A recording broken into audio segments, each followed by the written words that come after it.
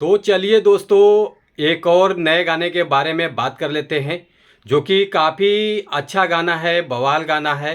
तो आज हम इसी गाने के बारे में आप लोगों से बात करेंगे, तो आप लोग वीडियो को लास्ट तक देखते रहें।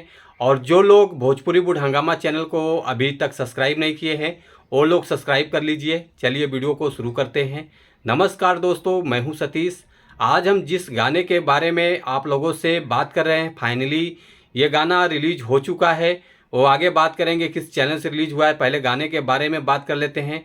गाने का बोल है मोर मेहरी आवारा, जो कि इस गाने को गाया है तमन्ना यादव, शैलेश गौड़ और ओमकार प्रिंस जी गाए हुए हैं, जो कि 3 सिंगर मिल के इस गाने को गाए हुए हैं।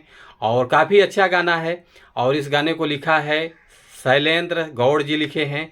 और इस गाने के म्यूजिक डायरेक्टर हैं तमन्ना यादव जी। और वीडियो डायरेक्टर हैं आशीष गौतम जी।